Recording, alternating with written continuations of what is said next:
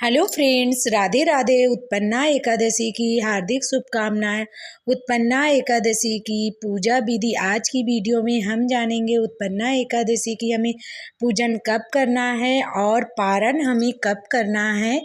और उत्पन्ना एकादशी से जैसे आप शुरू करना चाहते हैं एकादशी का व्रत, तो आप उत्पन्ना एकादशी से शुरू कर सकते हैं। तो चलिए जानते हैं हमें पूजा कैसे करनी है, पूजा विधि क्या है। तो सबसे पहले हमें उत्पन्ना एकादशी इस बार 15 नवंबर को पड़ रही है और दिन है शनिवार। तो हमें उत्पन्ना एकादशी के दिन हमें प्रातःकाल उठ के स्नान आदि करने के बाद हमें आप अलग से भी चौकी लगा सकते हैं, नहीं तो आप अपने घर के मंदिर में भी आप पूजन ऐसे ही कर सकते हैं। फिर इस दिन हमें उत्पन्ना एकादशी के दिन हमें हरि विष्णु की किसी भी स्वरूप की पूजा करनी होती है। तो हम जैसे लड्डू गोपाल की सेवा करते हैं, तो हम लड्डू गोपाल की ही हम यहाँ पे पूजन कर लेंगे। तो सर्वप्रथम हमें चौकी लगानी है, उसके ऊपर हमें पीले कलर का वस्त्र बिछाना है। सर्वप्रथम हम गणेश जी का पूजन करते हैं, तो गणेश जी को स्थापित कर देंगे थोड़े से अक्षत रख के या पुष्प। फिर इसके बाद हमें लड्डू गोपाल को स्नान कराना। उत्पन्ना एकादशी के दिन पंचामृत से स्नान कराया जाता है, दूध दही शहद से। और आप पंचामृत किसी कर्णवारस नहीं कर पाते हैं, तो आप सिर्फ चंदन में थोड़ा सा जल घोर कर आप ऐसे स्नान करा दीजिए। फिर अंग पोषण कर दीजिए और तुलसी दल अवश्य रखें। फिर लड्डू गोपाल का बड़े प्रेम पूर्वक हम श्रृंगार कर देंगे। आप इस दिन जैसे लाल या पीले या नौरंगी आप जो भी वस्त्र लाए हो पहना दीजिए। बड़े प्रेम पूर्वक और सुंदर से आप लड्डू गोपाल को ऐसे इस तरह से वस्त्र पहना दीजिए। और तुलसी की माला आप लड्डू गोपाल को अवश्य पहनाएं। और जो हमने स्नान करा के रखा था, आप उनको चरणामृत जैसे आप अपने परिवार में दे भी सकते हैं, और नहीं तो फिर आप उनको गमले में डाल दें, तुलसी के गमले में। फिर हम पूजन शुरू करेंगे। तो सर्वप्रथम हमें दीपक प्रज्वलित करना है। तो हम दीपक प्रज्वलित करके फिर हम पूजन का संकल्प लेंगे कि हम आज से एकादशी का व्रत कर रहे हैं। हरि विष्णु लड्डू गोपाल आप अपनी जो भी मन्नत हो या आप ऐसे करना चाहते हैं, तो आप जिस तरह करना चाहते हो आप संकल्प ले लीजिए एकादशी के व्रत का। फिर संकल्प लेकर आप जो हाथ में जैसे पुष्प हैं या तिल हैं, एकादशी के दिन चावल का प्रयोग नहीं किया जाता, तो आप काले तिल या सफ़ेद तिल का प्रयोग कर सकते हैं। तो हम वहीं पर फिर हम सामने ही संकल्प कर कर छोड़ देंगे। फिर हम तिलक करेंगे। हम गणेश जी को हम रोली चंदन से तिलक कर देंगे, लड्डू गोपाल को हम चंदन से तिलक कर देंगे, वस्त्र रूपी हम गणेश जी को जनेऊ अर्पण कर देंगे। लड्डू गोपाल को हमने वस्त्र पहना ही दिया है। फिर हम एकादशी की हम बुक रखेंगे, उनका भी पूजन करेंगे, क्योंकि इसमें कथाएं लिखी हैं सभी एकादशियों की, 24 एकादशी की। तो हमें इनका पूजन अवश्य एकादशी के दिन करना चाहिए। तो हम वो बुक की भी पूजन कर लेंगे। फिर कथा करेंगे तो ले लेंगे।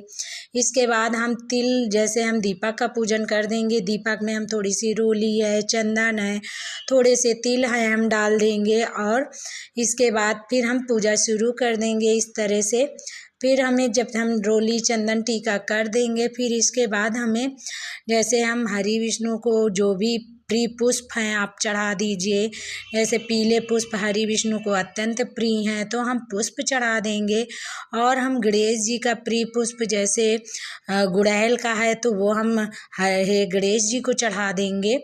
इस तरह से हम चढ़ा देंगे पुष्प चढ़ाने के बाद हरि विष्णु अत्यंत जो प्रिय चीज़ें होती हैं, पीली वस्तुएं हरि विष्णु को अत्यंत प्रिय होती हैं। और इसी उत्पन्ना एकादशी के दिन ही एकादशी प्रकट हुई थी, तो इसी दिन से व्रत करना बहुत शुभ माना जाता है।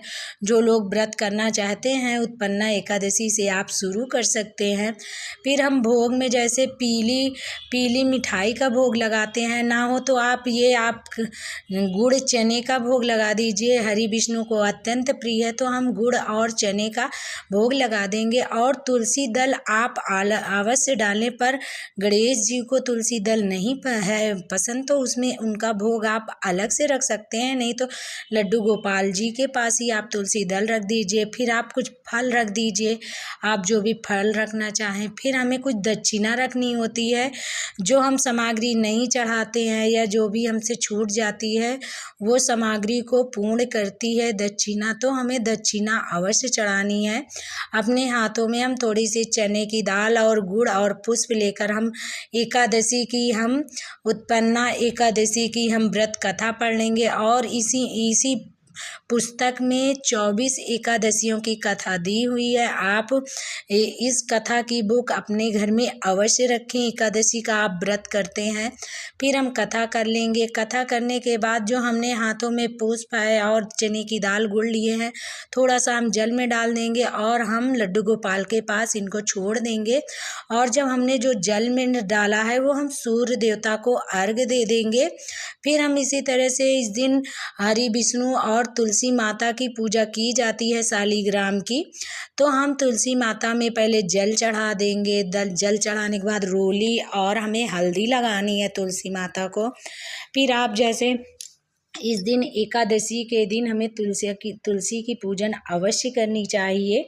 तो हम इस तरह से पूजन कर लेंगे, थोड़े से तिल डाल देंगे और तुलसी माता को लाल पुष्प चढ़ा देंगे, मौली समर्पण कर देंगे। और ये हमारे पास में आंवला का वृक्ष है, तो आंवले के वृक्ष में हरि विष्णु का वास माना जाता है, तो हम इसमें भी जल चढ़ा देंगे और फूल चढ़ा देंगे, रोली और चंदन लगा देंगे।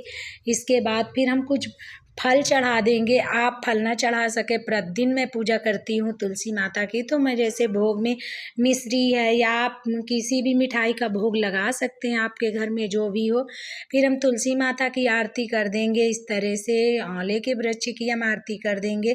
कहते हैं आंवले के वृक्ष की पूजा करने से, और ये अगहन माह है, इसमें हम हरि विष्णु तुलसी माता और आंवले की वृक्ष की पूजन करते हैं, तो हमारे घर में सदैव लक्ष्मी माता का वास बना रहता है। हमें इस तरह से उत्पन्ना एकादशी की पूजा संपन्न करनी है। हाथ जोड़कर हमें हरि विष्णु से प्रार्थना करनी है।